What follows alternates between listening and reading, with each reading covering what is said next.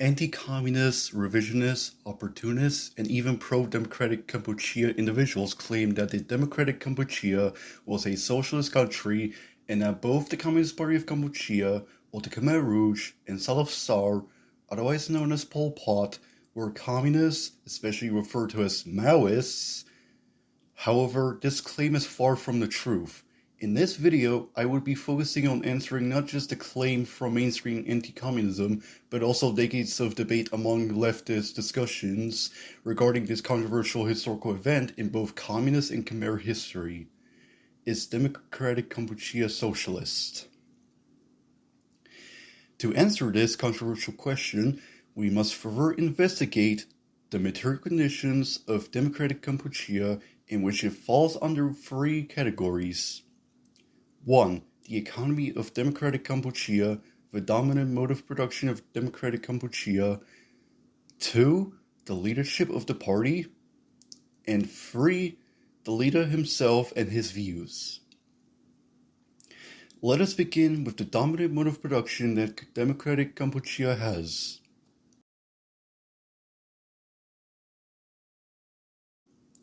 According to the anti-communist narration of history, democratic Kampuchea was a socialist country that abolished commodity production as a whole, and that democratic Kampuchea's economy was a socialist economy.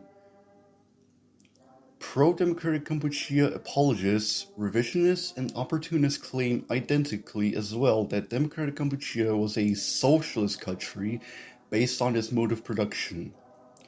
The real question is this claim an objective historical and economical fact that the anti-communists, the pro-democratic Kampuchea apologists, the revisionists, and the opportunists claim so wholeheartedly?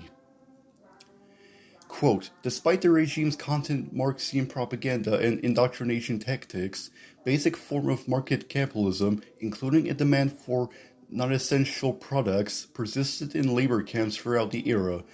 While it is unsurprisingly that new people would trade their valuables for food to avoid starvation, the underground exchanges did not exist purely for survival.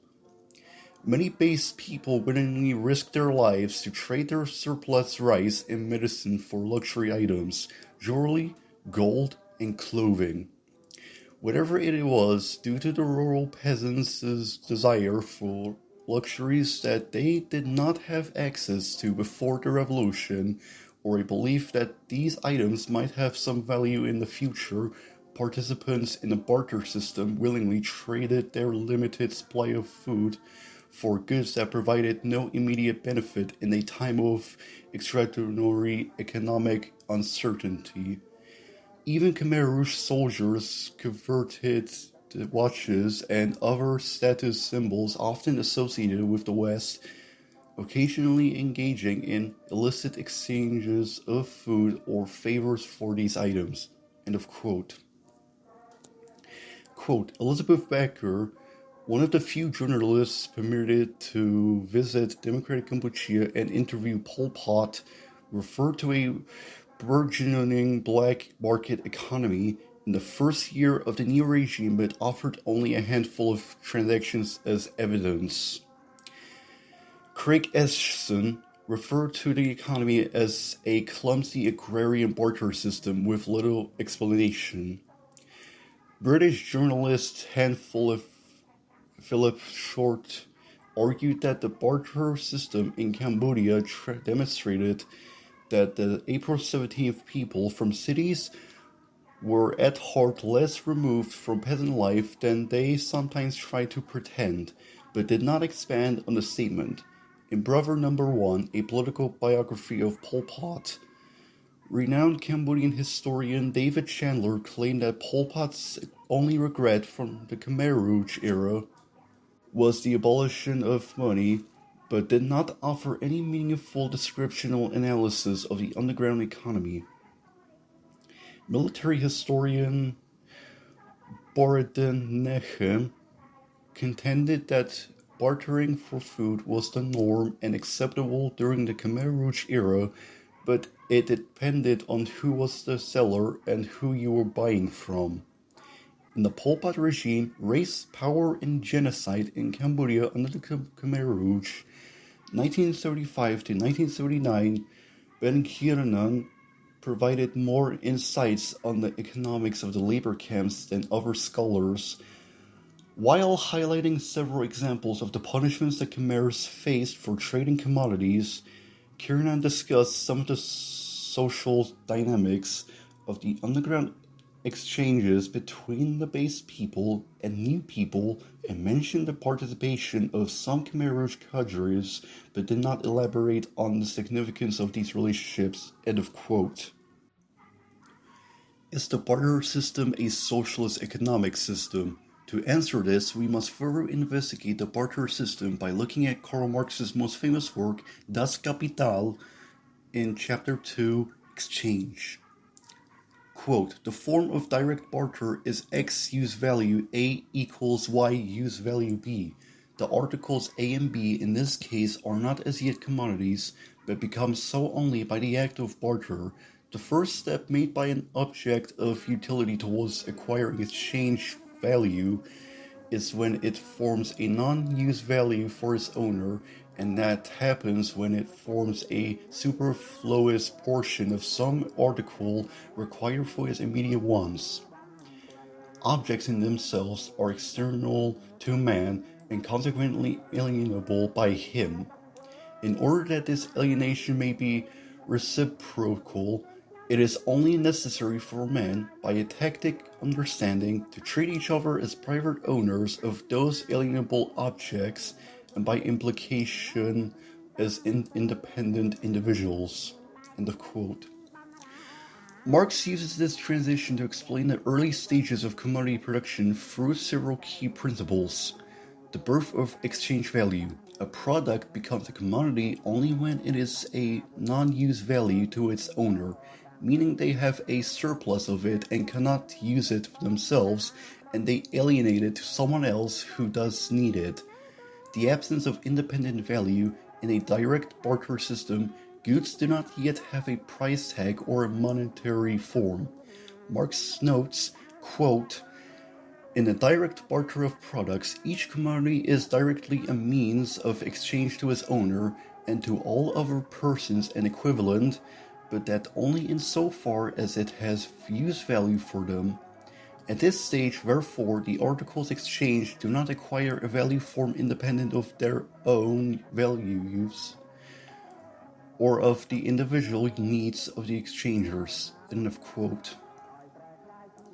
The barter system is not a socialist economic system because of its existence within commodity production, in which socialism advocates for the full abolishment of commodity production.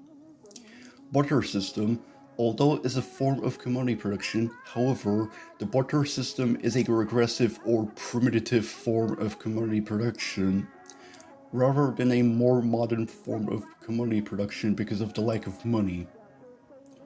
The primary purpose of the barter system is still consumption, acquiring a specific useful item, not accumulating abstract wealth or profit as capitalism, the highest stage of commodity production, does. Despite the anti-communist claim that democratic Kampuchea had fully eradicated private property, this is not entirely accurate, since private property still existed within the labor camps, as evidence demonstrates. In fact, private property can exist when commodity production in all forms exists, as Marx explained in Volume 1 of Das Kapital in the same chapter. Quote, they must therefore mutually recognize in each other the rights of private proprietors. This juridical relation, which thus expresses itself in a contract, whatever such contract be part of a developed legal system or not, is a relation between two wills, and is but the reflect of the real economic relation between the two. It is this economic relation that determines the subject matter comprised in each such juridical act. End of quote. Overall, democratic Kampuchea, in its own society, especially within its own labor camps, still existed semi-feudalism because 1.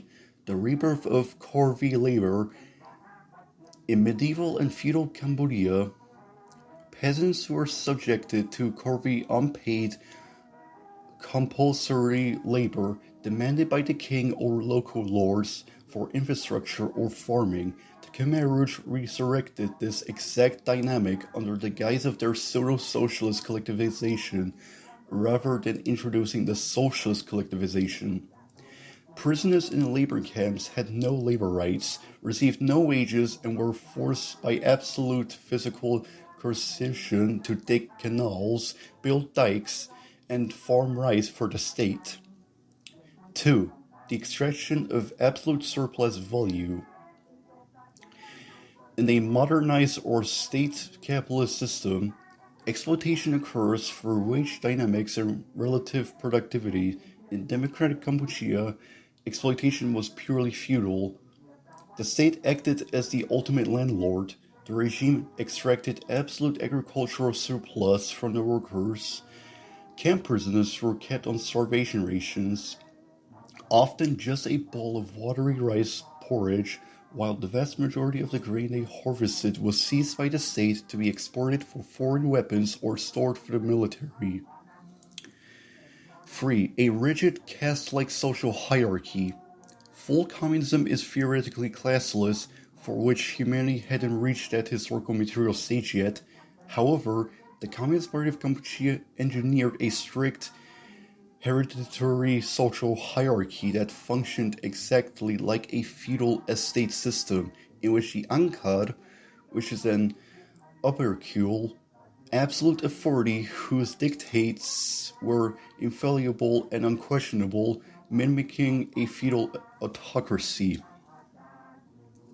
The old people, or the base people, which are rural peasants who acted as local overseers, minor elites, or trusted subjects. The new people, or the urban evacuees, devoid of all rights, for which they are treated as landless serfs or slave laborers, heavily policed and considered expendable.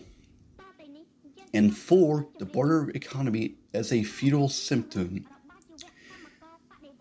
The resurgence of the underground barter economy within the camps was a direct symptom of this semi-feudal regression as a result of the regime abolishing currency but failing to distribute basic goods. Moreover, the economy defaulted to an ancient pre-capitalist trade model rather than a socialist model. New people traded high-value remnants of their past lives such as gold, watches, and Western medicine to old people, or guards in exchange for basic agricultural commodities like rice or fish paste. This direct swap of luxury items for immediate substances is characteristic of a primitive peasant feudal economy, completely contradicting the regime's claim of rapid socialist modernization within the Marxist framework.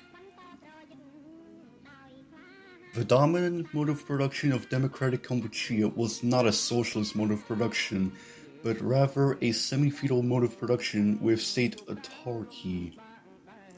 Quote, far more than had the Chinese communists, the Khmer Rouge relentlessly pursued the ideal of economic self-sufficiency, in their case the version that Kyo Samphun had outlined in his 1959 doctoral dissertation. Extreme measures were taken, currency was abolished, the domestic trade or commerce could be conducted only through barter. Rice, measured in tins, became the most important medium of exchange, although people also bartered gold, jewelry, and other personal possessions. Foreign trade was almost completely halted, though there was a limited revival in late 1976 and early 1977, end of quote. Overall, democratic Kampuchea's economy was not a socialist planned economy, but rather a pre-capitalist autarkic economy in which the semi-feudal mode of production is owned by the state, and this initially contradicts the classless and stateless claim among mainstream anti-communist propagandists. Now that we've looked at what economy did democratic Kampuchea had, let us move on to the party itself.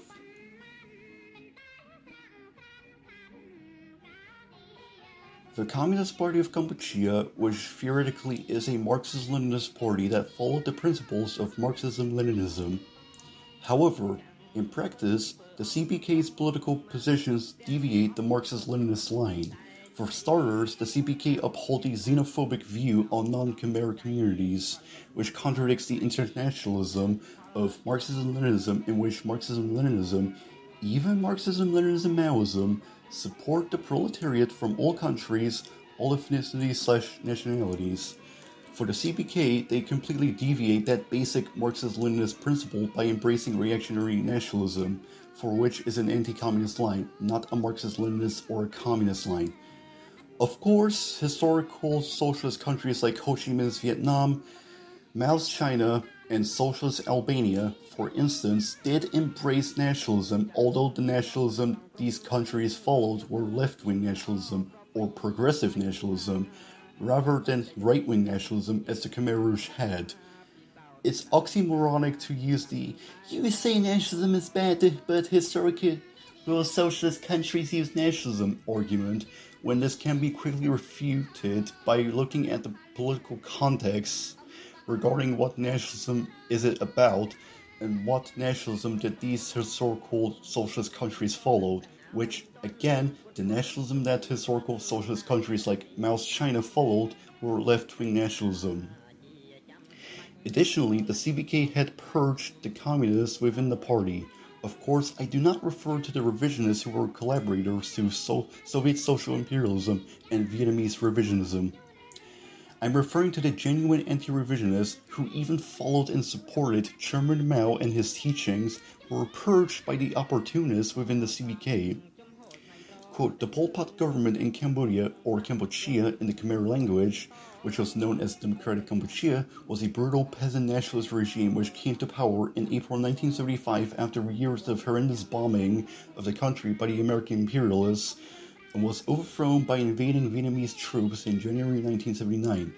Although often quite erroneously called a Maoist movement and regime, it was nothing of the kind, and never claimed to be though it did consider China to be a friend and ally.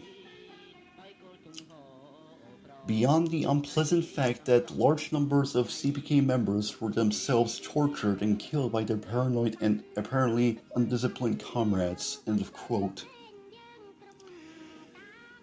What's ironic was that the CPK admitted that they aren't communists but just revolutionaries, which they meant that they are agrarian nationalist revolutionaries, or Khmer nationalists to be exact, contradicts the anti-communist narration that the Khmer Rouge were communists.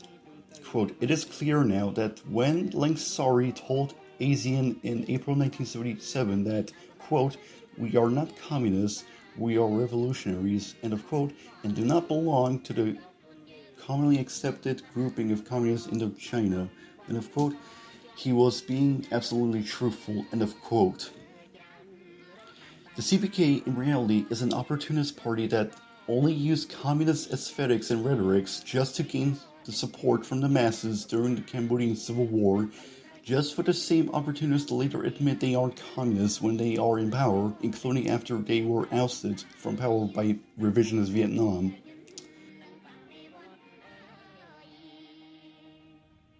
Finally, the cherry from the highest portion of the cake, the leader of Democratic Kampuchea, is Pol Pot a communist?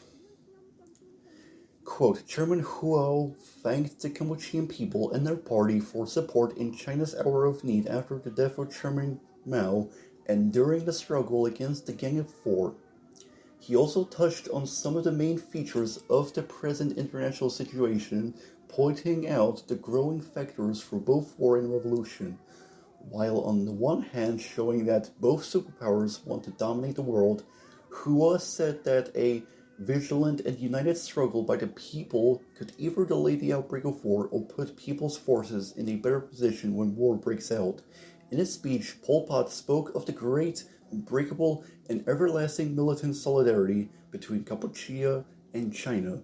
He expressed firm support for Chairman Huo, the overthrow of the Gang of Four and the decisions of the Chinese Communist Party's recent 11th Congress, end of quote. Pol Pot has supported the revisionists within the Communist Party of China to purge the anti-revisionist faction of the CPC. Specifically, Pol Pot himself openly supported the purge of the Gang of Four, including Mao's wife Jiang Qing, who the Gang of Four were legitimate successors of Mao. This is what Pol Pot had to say from the official governmental report of Democratic Kampuchea. Quote, after eliminating the Gang of Four, the situation of the Socialist Revolution and the construction in China has most favorably developed and got into a new period of rapid development. After having successfully put an end to the Great Proletarian Cultural Revolution, the Chinese people of all nationalities, under the leadership of the Communist Party of China, led by Comrade Chairman Hua Kuo-fang, and enlightened by the line of the 11th Congress of the Communist Party of China, are arousedly and enthusiastically holding aloft the banner of struggle of the great revolutionary movements, that is, the class struggle, the struggle for production and scientific experiment, and that they have won brilliant victories in all fields: political, economic, cultural, scientific, technological, and diplomatic. End of quote.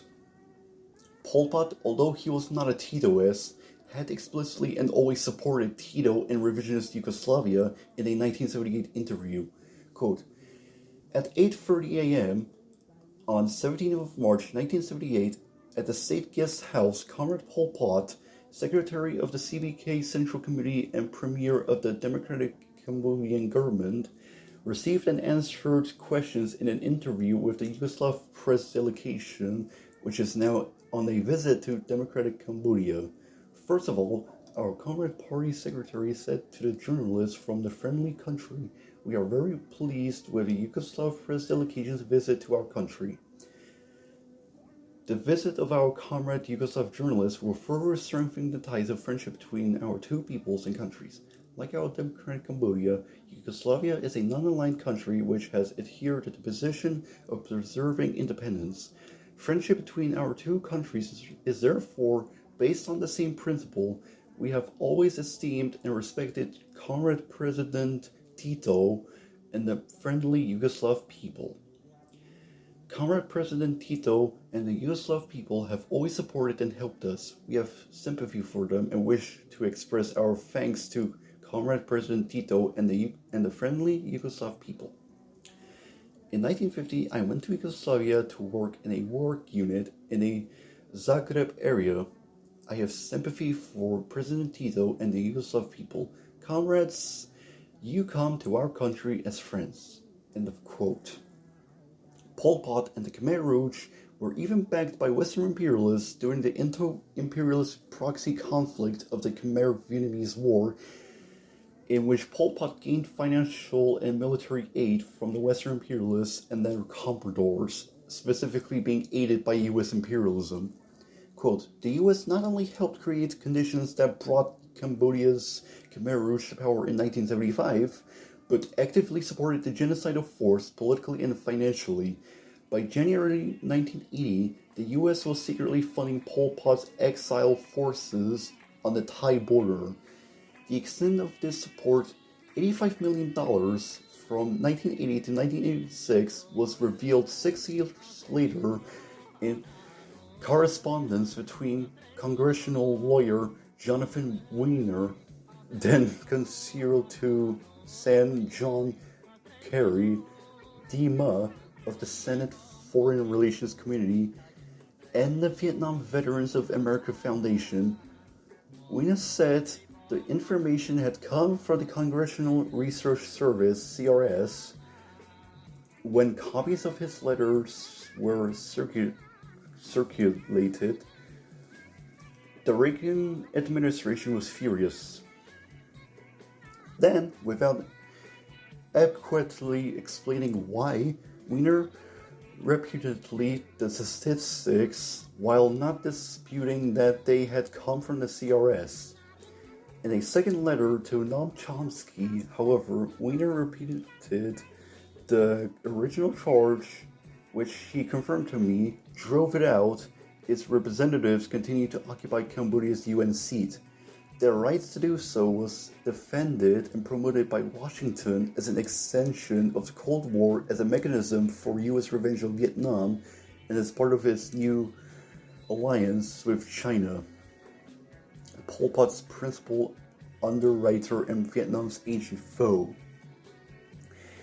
In 1981, President Carter's national security advisor, Zbigniew Brzezinski, said, "I encourage the Chinese to support Pol Pot." The US, he added, winked publicly as China sent arms to the Khmer Rouge through Thailand. End of quote. Quote, in November 1980, the just elected Reagan administration and the Khmer Rouge made direct contact with Dr. Ray Klein, a former deputy director of the CIA, secretly visited a Khmer Rouge operational headquarters inside Cambodia. Klein was then a foreign policy advisor on President-elect Reagan's transitional team. Within a year, according to Washington sources, 50 CIA agents were running Washington's Cambodia operation from Thailand. The dividing line between the international relief operation and U.S. war became more and more confused. For example, a Defense Intelligence Agency colonel was appointed security liaison officer between the United Nations Border Relief Operation, UMBRO, and the Displaced Persons Protection Unit, DBPU. In Washington, sources revealed him as a link between the U.S. government and the Khmer Rouge. End of quote. Quote, until 1989, the British role in Cambodia remained secret. The first reports appeared in the Sunday Telegraph, written by Simon O. Dwyer Russell, a diplomatic and defense correspondent with close professional and family contacts with the SAS.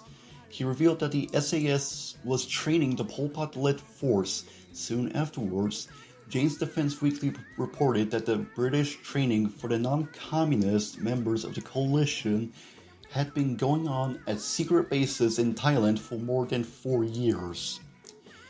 The instructors were from the SAS, all serving military personnel, all veterans of the Falklands conflict, led by a captain. The Cambodian training became an exclusively British operation after the Intergate Arms for Hostages scandal broke in Washington in 1986. If Congress had found out that Americans were mixed up in clandestine training in Indochina, let alone with Pol Pot, a military of defense source told O. Dwyer Russell, the balloon would have gone right up. It was one of those classic Thatcher-Reagan arrangements. Moreover, Margaret Thatcher had let slip, to the consternation of the Foreign Office, and that the more reasonable ones in the Khmer Rouge will have to play some part in a future government. In 1991, I interviewed a member of our reserves squadron of the SAS who had served on the border. We trained the Khmer Rouge in a lot of technical stuff, a lot about mines, he said.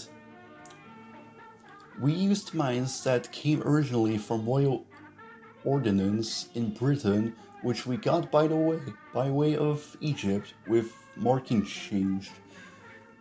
We even gave them psychological training. At first, they wanted to go into the villages and just chop people up. We told them how to go easy. The Foreign Office response was to lie. Britain does not give military aid in any form to the Cambodian factions, stated a parliamentary reply. The then Prime Minister Thatcher wrote to Neil Kinnock, Quote, I confirm that there is no British government involvement of any kind in training, equipping, or cooperating with Khmer Rouge forces or those allied to them. On 25th of June 1991, after 2 years of denials, the government finally admitted that the SAS had been secretly training the resistance since 1983. A report by Asia Wash filled in detail the SAS had taught the use of improvised explosive devices, booby traps, and the manufacture and use of time-delayed devices. The author of the report, Ray McGrath, who shared a joint Nobel Peace Prize for the International Campaign on Landmines, wrote in The Guardian that the SAS training was a criminally irresponsible and cynical policy. End of quote. It demonstrates that the Khmer Rouge and Pol Pot himself were confirmed to be puppets of Western imperialism, specifically being backed by the Western imperialists, while Pol Pot and the Khmer Rouge were committing atrocities against the Khmer people. In fact, Pol Pot and the Khmer Rouge were backed by the Western imperialists because of their anti-Vietnamese sentiments, and is a way for the Western imperialists, including US imperialists, to undermine their enemies, revisionist Vietnam and Soviet social imperialists, especially competing against the Soviet social imperialists on geopolitical and economical dominance within the Third World. Pol Pot is not a communist. Pol Pot is an opportunistic snake who not only uses communist aesthetics just to gain support, but is also a puppet of Western imperialism to begin with.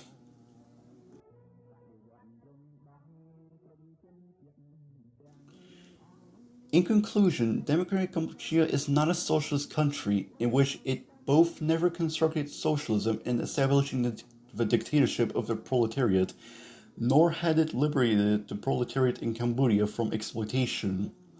Rather, Democratic Kampuchea is evidently viewed as a semi-feudal autarky, including the opportunist leadership that deviate Marxism-Leninism and contradict socialism.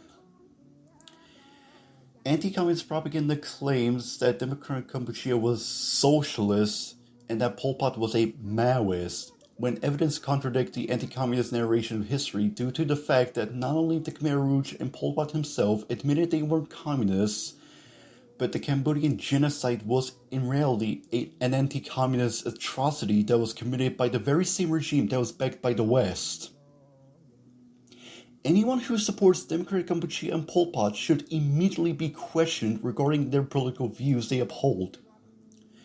Anyway, this video was not only to refute the anti-communist narration of the history of Democratic Kampuchea, but this video was also a response to that revisionist moron, the so-called Maoist cultural promoters, who disgustingly denied the Cambodian genocide with his historical revisionism, especially his historical revisionism to defend that anti-Maoist parasite.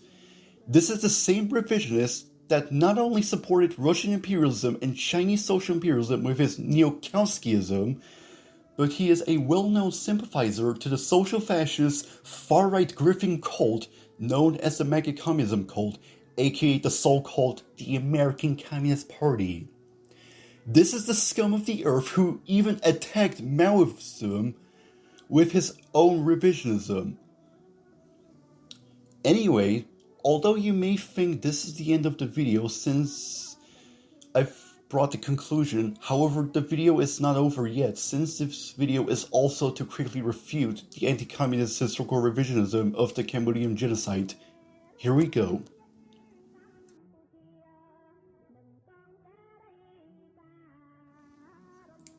According to the anti-communist claim, the death toll of the Cambodian genocide was estimated at 2 million people. Although it is true that there are evidence of the Cambodian genocide and the atrocities that were committed by the Pol Pot regime, however, the 2 million toll is based on exaggeration since it contained lack of evidence to support this figure. The Finnish Inquiry Commission revealed the actual death toll of the people who were killed under the Pol Pot regime, when the Finnish Inquiry Commission investigated Cambodia to see what had happened there. Quote, realistic estimates of the number of people who died as victims of execution range between 75,000 to 150,000. End of quote. Anti-communists claim that the Khmer Rouge started the famine. This is false. Although famines did occur in democratic Kampuchea, however, famines existed before Pol Pot and the Khmer Rouge came to power.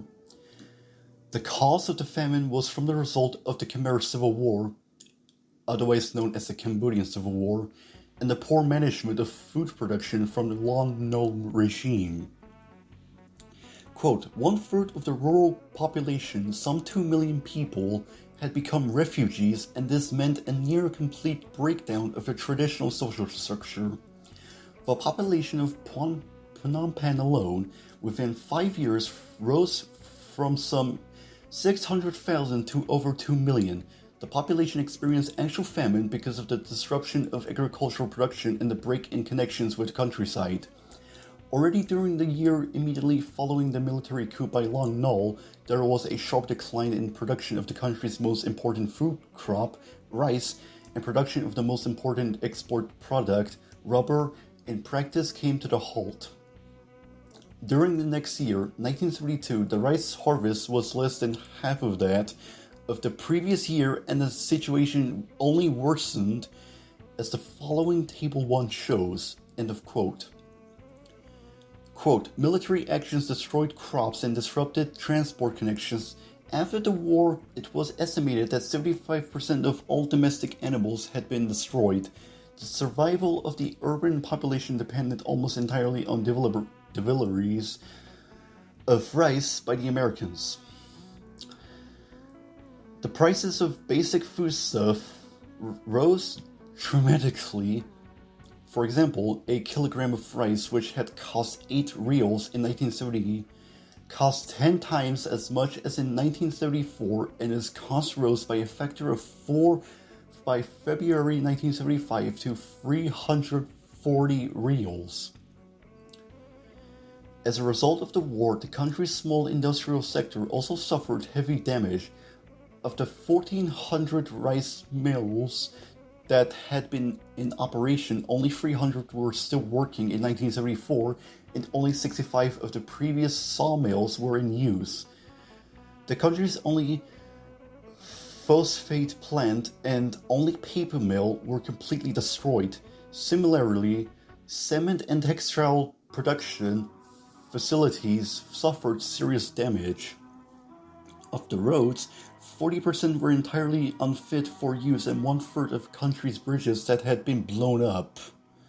For the most part, this damage had been caused by US bombing in 1973. The country's balance of trade collapsed irreparably into deficit. The inclusion of the balance of services increases even more the balance of payments deficit, as can be seen from Table 2. End of quote. Although the Khmer Rouge's aim was to produce a lot of food to feed the Kampuchean population to attempt to end the famine by sending them to the countryside, however, we've seen the failures of the economic position that the Khmer Rouge had as we've investigated its economy earlier. Anyways, this video is not here to defend democratic Kampuchea, since this video is about refuting the pro-Khmer Rouge claim that democratic Kampuchea was socialist. Especially since this video is additionally about refuting the anti-communist narration regarding this historical event. This video is about critically looking at democratic Kampuchea from an objective viewpoint, and this video is also about putting an end to the debate that lasted for decades on whether or not democratic Kampuchea was socialist, or that whether or not the Khmer Rouge were communists. To end this video, I would give one final quote, which is from Pol Pot's 1997 interview, in which he now openly became an anti-communist, and dropping the communism thing that he had opportunistically used. Quote, when I die, my only wish is that Cambodia remain Cambodia and belong to the West. It is over for communism, and I want to stress that. When I say Cambodia should be part of the West, I mean that if you belong to the West. End of quote. Thank you for watching, and keep the red flag waving.